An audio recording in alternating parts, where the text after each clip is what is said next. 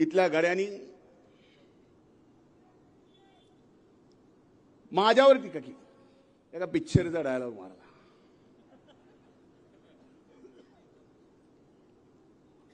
ठाकूर तो गयो.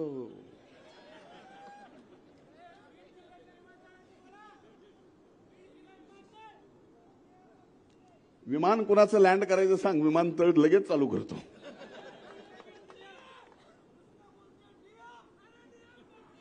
ते म्हणला ठाकूर तो गयो भाया, तू तो भाया. खरं ही बीड विधानसभेची निवडणूक एका आगळ्या वगळ्या वळणावर येत असताना राष्ट्रवादी काँग्रेस महायुतीचे उमेदवार म्हणून योगेश भैयाला उमेदवारी दिल्यानंतर एकीकडे राजकारण म्हणलं की फाकाफाकी होती, निवडणूक म्हणलं की लय मोठी फाकाफाकी होती. पण योगेश भैयाची उमेदवारी आल्यानंतर आदरणीय जयदत्त अण्णांनी योगेश भैयाला आशीर्वाद दिला. मी जयदत्त अण्णांचे मनापासून आभार मानतो. खरं तर ही बीड विधानसभा मतदारसंघातली निवडणूक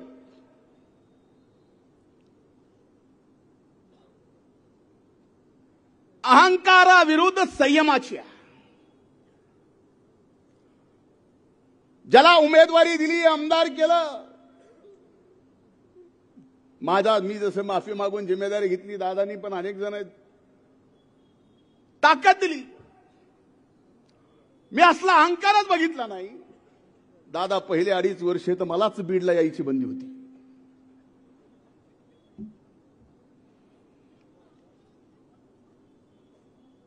असा अहंकारी लोकप्रतिनिधी माझ्या जीवनात मी बघितला नाही. वाटलं होतं चांगलं असेल.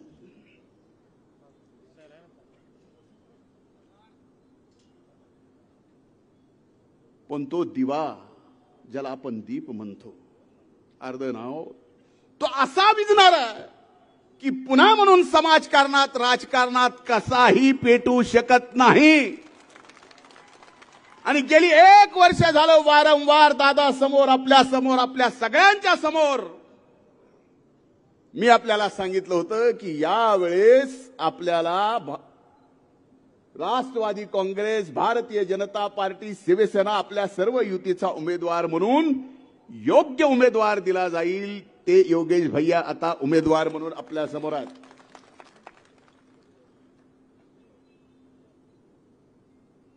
मधी कधीतरी एक सभा झाली, त्या सभेमध्ये अनेक श्रेय इथल्या लोकप्रतिनिधी घेतले. कुणी काय श्रेय घ्यावं स्वतः घेऊन उपयोग नसतं. श्रेय हे मायबाप जनतेनं देणं आवश्यक असतं. इथली मायबाप जनता तुम्हाला कधी श्रेय देणार नाही. अनेक पैलू असे होते की या निवडणुकीमध्ये अण्णांनी उमेदवारी मागे घेतल्यानंतर, योगेश भैयाची उमेदवारी जाहीर झाल्यानंतर पक्षातले आमचेही सहकारी फारुख भाई असतील, अमर असतील, सगळेच काय होईल की काय होणार नाही. जयदत्त अण्णांनी आशीर्वाद दिला. हे सुद्धा योगेश भैयाच्या सोबत खांद्याला खांदा लावून या निवडणुकीत योगेश भैयाचा विजय करण्यासाठी उभे आहेत. मी तर ताकदीनच आहे. मला आपल्याला एकच सांगायचं, मी दादांचे मनापासून यासाठी आभार मानतो. ज्या वेळेस दादा शेवटचा अर्थसंकल्प विधानसभेमध्ये मांडत होते, ते मांडत असताना एक अभूतपूर्व योजना जी फक्त आमच्या लाडक्या बहिणीसाठी या ठिकाणी आणली, ती योजना ज्यावेळेस जाहीर झाली त्यावेळेस महाविकास आघाडीचे जे आपल्याकडे मत मागायला येतात ते म्हणले असली योजना होऊ शकत नाही. त्या लाडक्या बहीण योजनेवर एवढी टीका केली, ज्यावेळेस पहिला हप्ता गेला याच्यावरही महाविकास आघाडीचे काही नेते गप्प बसले नाहीत. ते म्हणले लवकर काढून घ्या, ह्यांचं काही खरं नाही. म्हणजे आमचं ज्या वेळेस एकदाच 3 महिन्याचे दिले त्यावेळेस यांचे थोडेसे तोंड बंद झाली, पण एवढ्यावर ते थांबले नाहीत. हे सरकार दादा आपल्या लाडक्या बहिणीला महिन्याला 1,500 रुपये देत आहे. त्यांच्या पोटात दुखायला लागलं. इकडं बोलणं बंद केलं, पण कोर्टातून तुमच्या खात्यावर पैसे जाऊ नयेत म्हणून या ठिकाणी कोर्टात गेले.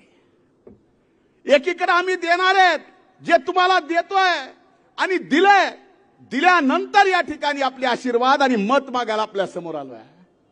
लाडक्या बहिणीचं झालं की ते म्हणले आता लाडक्या बहिणीवर आम्हाला काय बोलायचं नाही. ती टीका बंद केली. पुन्हा आमच्यावर आरोप केला, म्हणले लाडक्या भावाचं काय. ज्यावेळेस लाडक्या भावाला सुद्धा 6,000 पासून 10,000 पर्यंत स्टायपंड द्यायला चालू केलं, ती टीका सुद्धा बंद झाली. लाडक्या भावावर टीका करता येणार म्हणले आता शेतकऱ्याचं काय. शेतकऱ्याला सुद्धा ज्यावेळेस सर्व अर्थानं या सरकारनं मदत करायचं ठरवलं आणि दादानी घोषणा केली की इथून पुढच्या काळात कसलंही वीज बिल तुम्हाला येणार नाही. सोप्या भाषेत सांगायचं तर मागचं भरायचं नाही आणि पुढचं बिल येणारच नाही. एवढी योजना शेतकऱ्यांसाठी केली. शेतकरी लाडके झाले. एवढं होऊ नये आता महाविकास आघाडीला टीका करायला मुद्दा नाही, तरीही अशा पद्धतीने टीका करतायत. दादा पुन्हा महायुतीचं सरकार येणार आहे. माझी एक विनंती आहे की ज्यांनी ज्यांनी या लोकभिमुख लोकविकासासाठी डायरेक्ट ज्यांच्या खात्यावर पैसे देण्याच्या योजना आपण जाहीर केल्यानंतर आपल्यावर टीका केली, आता ह्यांना एवढंच वाईट वाटायलंय की सगळ्या महाराष्ट्राच्या जनतेला या ठिकाणी महायुतीने दादानी लाडकं केलंय, तर आपलं कसं व्हायचं. माझी एकच विनंती आहे, ह्या विरोधकांना सुद्धा एखादी लाडकी नावाची योजना आणून द्या, म्हणजे कायमचे हे सुद्धा गप्प बसतील. नाही इथं आहे टक्केवारी. मी आज जास्त बोलणार नाही, फक्त एवढंच सांगतो, अहंकार किती असावा बघा. मी काय कुणाच्या विरोधात बोलणार नव्हतो, आज येऊन बोलणार नव्हतो, कारण मला खात्री आहे की या बीडच्या मायबाप जनतेने ज्या पद्धतीचा विकास पाहिलाय त्या पद्धतीचा विकास फक्त योगेश भैया क्षीरसागर या ठिकाणी तुमच्या सर्वांच्या आशीर्वादाने करू शकतात. आणि मी हेही सांगतो, व्यासपीठावर सर्वजण बसलेले आहेत, समोर पण बसलेले आहेत, योगेश भैयाकडनं कुणावर कसलाही भेदभाव नाही. म्हणजे महायुतीचं सांगतोय, कुणाचा सन्मान कमी होणार नाही, विकासात कुठलाही भेदभाव होणार नाही. या गोष्टी जबाबदारी त्यांनी घेतली आणि दादांच्या समोर ही जबाबदारी मी सुद्धा घेतली, याचं वचन आज आपल्या सगळ्यांच्या समोर झालं. मला सांगा, आता ही सगळी परिस्थिती झाल्यावर इथल्या गाड्यांनी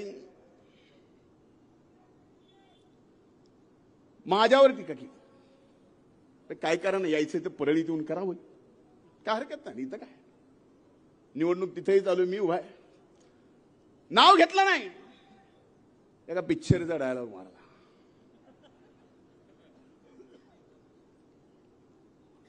ठाकूर तो गयो.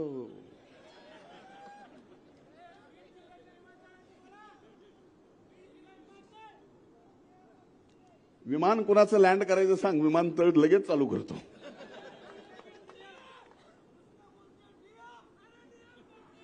ते म्हणला ठाकूर तो गयो भाया, तू तो भाया.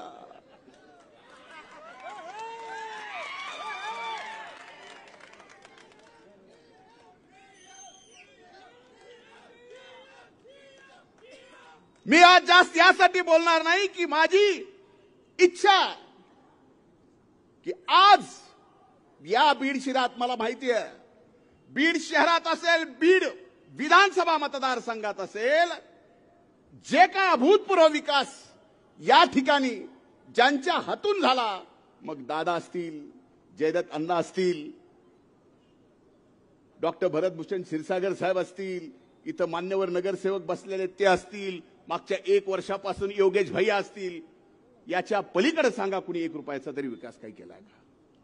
दादा, आमची भूक ही फक्त पाण्याची आहे. आम्हाला जर पाणी दिलं, या बीड जिल्ह्याच्या मायबाप शेतकऱ्याला जर पाणी मिळालं, तर या मायबाप शेतकऱ्याच्या मनगटात ताकद एवढी आहे की आज 6 महिने जाऊन दुसरीकडे ऊस तोडतोय, तो स्वतः ऊस उत्पादक होऊ शकतो. आपण योजना जाहीर केली, काम चालू केलं. नारपारचं पाणी गोदावरीच्या तुटीच्या खोऱ्यामध्ये आणण्याचा निर्णय झाला, काम चालू झालं. आमचं एवढंच म्हणणं आहे, पाऊस पडेल नाही पडेल हे निसर्गाचा अवकर्म आम्ही अनेक वर्ष बीड जिल्ह्याने सहन केला आहे. पण त्या योजना जर झाली तर बीड जिल्ह्यामध्ये जेवढे लहान मोठे सगळे तळे पाऊस जरी पडला नाही तर भरतील आणि सबंध बीड जिल्हा 70% बागायती होईल. एवढं एक माफक काम आपल्याकडून होणं आवश्यक आहे. ते जर झालं तर या बीड जिल्ह्याचं जो मागासलेपण नाव आहे, तो मागासलेपण नाव दूर होईल. याच्या पलीकडं भैयानी बीड शहराच्या अनेक विकासाच्या बाबतीत बोलले. मला सांगा, मला या ठिकाणी 4 वर्ष पालकमंत्री म्हणून काम करायला मिळालं. आपले जेवढे महत्वाचे कार्यालय होते, मग जिल्हाधिकारी कार्यालय असेल, मध्यवर्ती कार्यालय असेल, जिल्ह्याचं कृषी भवन कार्यालय असेल, महिला भवन असेल, हे सगळे महत्वाचे कार्यालय दादा, गेस्ट हाऊस असेल. आणि दादा, ज्या दिवशी तुम्ही हे उद्घाटन तुमच्या हाताने होईल ना, तुम्ही म्हणताल तुमच्या डिझाईनची कुठेतरी बीडमध्ये कॉपी झालेली आहे, त्या क्वालिटीचं काम झालेलं आहे. पण त्यावेळेस तरी आम्हाला शाबासकी द्यावी एवढीच माफक अपेक्षा आहे, बाकी काय नाही. बरोबर आहे ना? या सगळ्या परिस्थितीत आज एवढीच हात जोडून कळकळीची विनंती आहे. सरकार महायुतीचं येणार आहे. महायुतीचं सरकार असताना आपल्या भागाचा आमदार या ठिकाणी आपला विकास योग्य करणारा असावा आणि तो डॉक्टर योगेश क्षीरसागर असावा. मशीनवर 4 नंबरला त्यांचं नाव आहे, घड्याळ चिन्ह आहे. मला खात्री आहे ना, जात पात धर्म बघून आता ह्यांनी काय भाषण करावं, काय बोलावं, कुणाला आव्हान करावं, ज्याचा त्याचा विषय. पण एक आहे, इथं मात्र विकासासाठी योगेश भैयाला आपला अमूल्य मत द्या ही कळकळीची विनंती करतो, हात जोडून विनंती करतो. इथंच थांबतो. धन्यवाद.